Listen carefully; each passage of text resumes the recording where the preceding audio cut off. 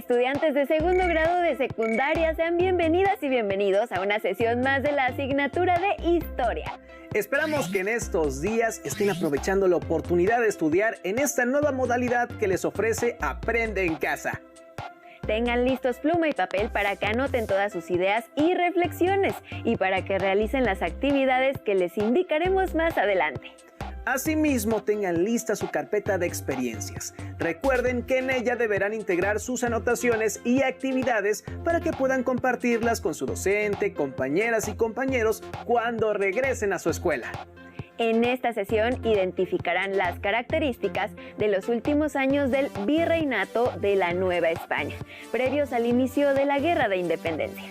Para adentrarse en los sucesos que afectaron a la corona española y que repercutieron en la Nueva España a finales del siglo XVIII y principios del siglo XIX, las y los invitamos a ver con atención el siguiente video. Los últimos años del virreinato estuvieron marcados por diversos hechos y procesos que ocurrieron en España. Las guerras en contra de las potencias europeas, la llegada de la familia Borbón a la corona española y la aplicación de diversas reformas enmarcadas en el pensamiento renovador de la Ilustración. ¿Cómo repercutieron estos hechos en la Nueva España? Veamos el panorama. En el año 1700, la muerte del rey español Carlos II, quien no tuvo descendencia directa, permitió que la corona se vinculara al Reino de Francia, y el trono quedó en manos de Felipe de Borbón, nombrado Felipe V de España. Bajo el argumento de ver amenazados sus intereses, Inglaterra, Austria, Países Bajos y Portugal confrontaron a España en la llamada Guerra de Sucesión Española. En esta guerra, Francia y España fueron vencidas, y como consecuencia, España perdió los territorios de Flandes y otros en Italia.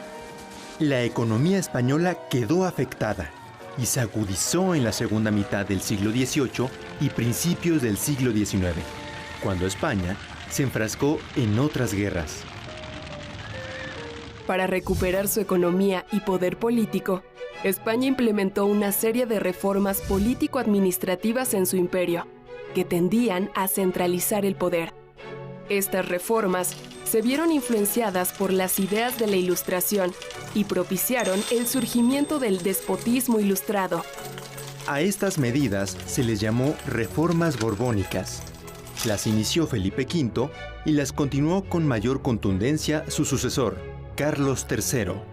Hasta antes de la segunda mitad del siglo XVIII, la Nueva España había tenido cierta autonomía con respecto a la corona española.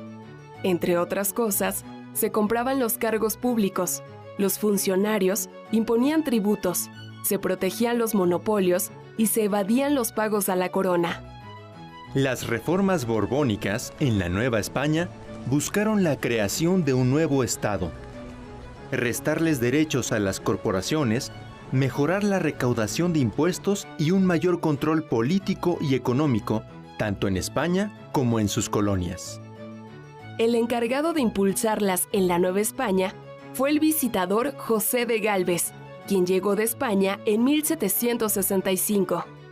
Estas reformas incluyeron la presencia de un ejército regular en 1764, enviado a la Nueva España para defender el territorio y asegurar el dominio español en América.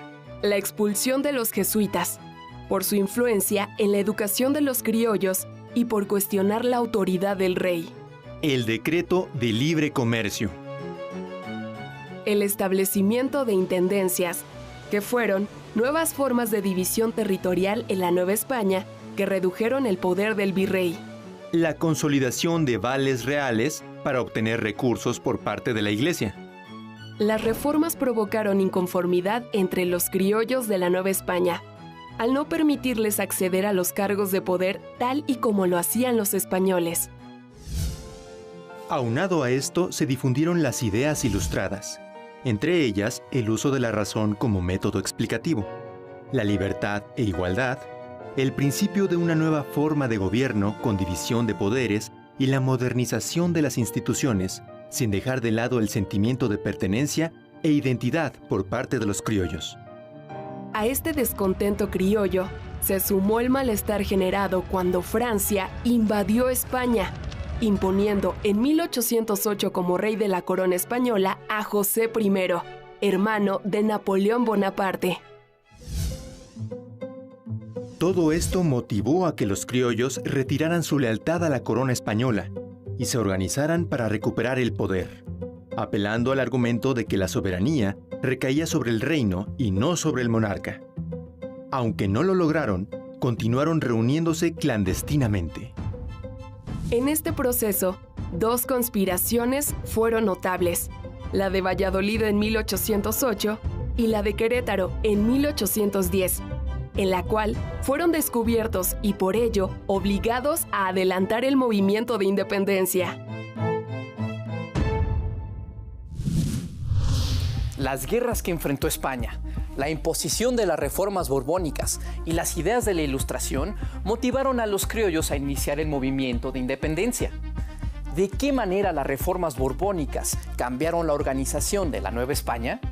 ¿Qué ideas ilustradas sirvieron de base para el movimiento independentista? No cabe duda que al iniciar el siglo XIX, la Nueva España se vio afectada por diversas crisis en los ámbitos económico, político y social. ¿Qué estaba sucediendo en el mundo? ¿Cómo respondió la corona española a los nuevos tiempos? ¿Cómo impactaron estos acontecimientos a la Nueva España? Para poder responder estas preguntas, acompáñenos a ver el siguiente video. A finales del siglo XVIII, el Imperio Español dominaba extensos territorios en América y aún conservaba Filipinas. Sin embargo, el antiguo esplendor de la corona se desvanecía. Las tres guerras contra Inglaterra, sucedidas entre 1779 y 1808, y la invasión napoleónica aumentaron considerablemente los gastos bélicos. En el comercio, las cosas no marchaban mejor. Las manufacturas españolas no podían competir con las inglesas y holandesas, las cuales las superaban en calidad y precio debido a los métodos de producción implementados a partir de la Revolución Industrial. Algunos comerciantes españoles se limitaban a revender en las colonias las mercancías importadas de otros países europeos. Las guerras y el pobre desarrollo económico de la metrópoli hicieron que la corona aumentara los impuestos en sus colonias y se endeudara para obtener recursos. El rey Carlos IV solicitó préstamos forzosos a las corporaciones novohispanas, pidió un peso a todos los habitantes y dispuso de los fondos de las cajas de ahorro de algunos pueblos de indios. Estas medidas provocaron el malestar de la población. La Nueva España inició el siglo XIX con una crisis política, como su nombre lo indica. Una crisis es un momento en el que se convergen una serie de factores que impactan a la sociedad de manera diferenciada. Factores internos, había muchos. Las reformas borbónicas afectaron los intereses de grupos establecidos, las corporaciones, por ejemplo el Consulado de Comerciantes de la Ciudad de México, la Iglesia, especialmente con la expulsión de los jesuitas en 1767, creó tensiones latentes que permanecieron desde esa época en los años siguientes. Asimismo, los mineros enfrentaban una situación económica complicada por la falta de recursos para invertir en las actividades productivas, entre otros. Elementos internos van a confluir con otros elementos de carácter externo. En 1808, las tropas francesas invaden España, toman prisionero al rey Carlos IV, a su hijo Fernando VII, y ambos abdican en favor del hermano de Napoleón, José Bonaparte. Esto crea vacío de poder en España. Se discute en quién recae la autoridad en ausencia del rey, no se reconoce la autoridad del hermano de Napoleón y por lo tanto se realizan dos movimientos. Uno de ellos es armar a España para expulsar al invasor, el otro es llamar a las Cortes para buscar a una autoridad que legitime el poder. En la Nueva España, lo que va a provocar en este sentido es el enfrentamiento entre la audiencia y el ayuntamiento por el control del poder, y va a llevar al derrocamiento, al golpe de Estado con la deposición del virrey Iturrigaray. La ausencia de poder en ese sentido va a dar origen a la crisis política, a la reunión de criollos que van a conspirar en favor del establecimiento de una autoridad en manos del ayuntamiento y al conflicto entre estas dos instancias de poder, al que se va a unir en 1810 la insurrección de Hidalgo. Para aumentar sus ingresos, la corona empleó varios métodos. Por ejemplo, se dejó de arrendar a particulares el cobro de impuestos como la alcabala y el del pulque, que pasaron a ser administrados por la Real Hacienda. Otro método fue la creación de monopolios estatales como el estanco del tabaco.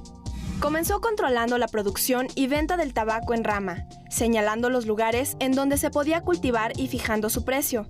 Con el tiempo también monopolizó la fabricación, creando la Real Fábrica de Puros, y la venta, que solo podía realizarse en los estanquillos. El estanco del tabaco afectó no solo a los productores, sino a sectores de población marginada que fabricaban cigarros en sus casas. Las causas de la crisis económica tienen que ver con las reformas borbónicas. La corona española lo que intentó fue controlar sus dominios americanos, no solo en términos políticos, imponer su autoridad, sino en términos económicos, obtener el mayor beneficio posible.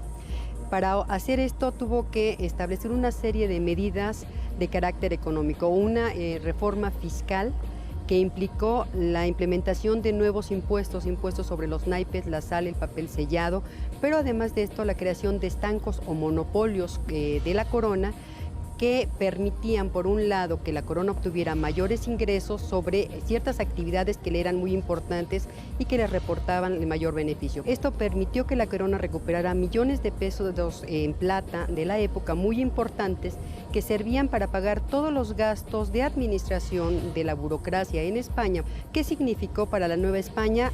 La extracción de recursos económicos que no se invertían en las actividades productivas generaban, por supuesto, desempleo, lo que hoy conocemos como desempleo, al mismo tiempo que los grupos económicamente más importantes estaban descontentos porque no podían hacer uso de estos recursos. A esto se unió que la corona española se enfrascó en guerras y requería muchos recursos, por lo que constantemente pedía dinero prestado a la población, españoles, a las corporaciones, la iglesia o los comerciantes, pero también a los indígenas, que servían para financiar las guerras, pero que descapitalizaban a la Nueva España. Esta crisis económica va a originar como consecuencia que México en el siglo XIX deba una gran cantidad de recursos, empiece su vida independiente con una deuda interna que va a cargar a lo largo del siglo XIX y que va a tardar bastante tiempo en pagar. Como vieron en el video anterior, a finales del siglo XVIII, el Imperio Español todavía poseía el control de varias regiones del mundo, pero a principios del siglo XIX su situación dio un giro radical, pues perdió el control político, militar y económico de sus reinos. Si bien con la implementación de las reformas borbónicas esperaba retomar el control de los reinos, estas no fueron bien vistas por la población de la Nueva España, puesto que afectaron tanto a criollos como a indígenas e incluso a la iglesia. Para conocer más sobre estos procesos, las y los invitamos a ver el siguiente video. Durante el siglo XVIII, los pueblos de indios conservaron su sistema comunal de propiedad de la tierra, heredado de la época prehispánica.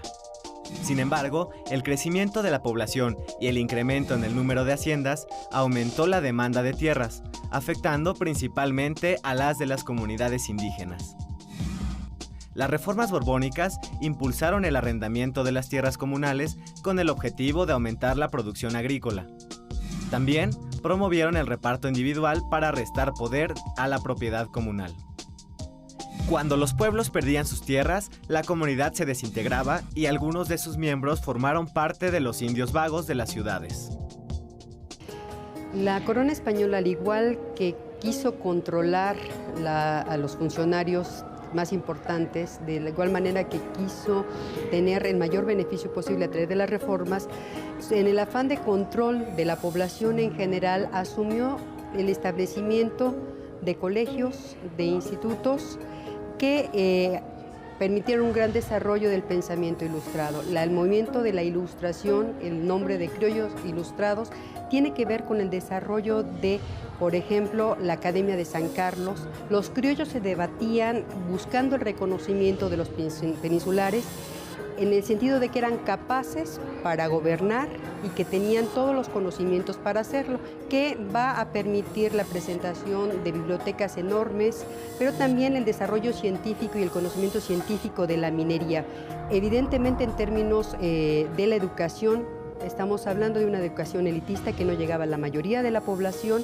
La educación de las primeras letras, como se le denominaba, estaba a cargo de un conjunto de maestras que formaban parte del nobilísimo arte de contar, leer y escribir. Enseñaban los primeros rudimentos, entre ellos además el catecismo. Esto va a cambiar lentamente a lo largo del siglo XIX. A partir de 1812, los ayuntamientos, con la Constitución de Cádiz, van a tener la obligación de establecer una escuela de primeras letras para niños y para niñas. Antes de esto, la educación, podríamos decir, general para la mayoría de la población, en las ciudades quedaba en el ámbito de las escuelas amigas, que eran las que enseñaban las primeras letras. La educación superior, el bachiller, va a estar a cargo de los institutos y algunas cosas como de la Real y Pontificia Universidad de la Nueva España. Uno de los objetivos principales de las reformas borbónicas fue disminuir el poder de las corporaciones, y la más poderosa en Nueva España era la Iglesia. La cédula sobre enajenación de bienes raíces confiscó las propiedades que la Iglesia tenía hipotecadas a su favor, las cuales fueron vendidas y el dinero de esta venta fue tomado por la corona. Pero la reforma no terminaba ahí. La corona también se apropió del dinero de la Iglesia, capital que solía invertirse en préstamos a agricultores, mineros y pequeños comerciantes. A los deudores de la Iglesia, el gobierno virreinal les exigió el pago de la deuda en plazos muy cortos. Esto contribuyó al descontento general. Las causas de la crisis social es hablar de una crisis generalizada. Los distintos sectores o estratos sociales que integraban a la sociedad novohispana tenían una serie de agravios acumulados que de distinta manera van a expresar y van a explotar a partir de 1810. Las élites novohispanas se sentían atacadas, desplazadas por los funcionarios reales, por la corona española, porque ellos se sentían capaces de gobernarse a sí mismos y además con el derecho, por el conocimiento y por radicar en la Nueva España, de gobernar el territorio, sobre todo porque habían demostrado ser leales a la corona española, prestando cada vez que ésta necesitaba, donando recursos para que financiara la metrópoli y sus guerras. Por otro lado, los religiosos se enfrentaban entre el clero regular y el clero secular. Entre ellos mismos, el clero secular había sido beneficiado por la política del monarca, y las órdenes, en particular los jesuitas, habían sido expulsados, que había creado una serie de movimientos. Por otro lado, los mineros, que habían invertido grandes cantidades de recursos para activar la producción de la plata, se tardaron muchos años, décadas, para recibir los beneficios de la inversión de sus capitales. Además, la falta de recursos había ocasionado que no se establecieran nuevos trabajos y, por lo tanto, va a haber una crisis económica que afecta a todos, en particular a los que menos tienen, y va a enfrentarse a una crisis económica muy fuerte que va a explicar que en distintos lugares la población se levante, sobre todo cuando van a encontrar la inspiración que va a acompañar el grito de Hidalgo en 1810, llevando esto a lo que va a ser la revolución que va a culminar eventualmente en la independencia. La pérdida de espacios políticos y las limitaciones económicas de los criollos creó un ambiente de inconformidad que por diversos factores desembocó en el inicio del proceso de independencia. Y así fue como las instituciones de la Nueva España se fueron transformando a la par que el Imperio Español perdía poder ante sus potencias rivales como Inglaterra y Holanda. Lo que resultó a una crisis que impactó en distintos ámbitos y a diferentes sectores de la sociedad, sin importar si se trataba de gente humilde o acomodada. Esto motivó las luchas de autonomía encabezadas por los criollos que, con el tiempo, dieron paso a la independencia y con ella al nacimiento de nuestro país, México.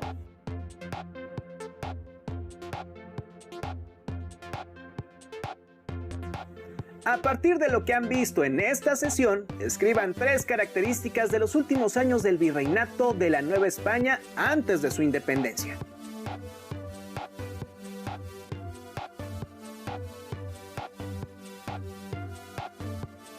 ¿Por qué estaban molestas las élites novohispanas?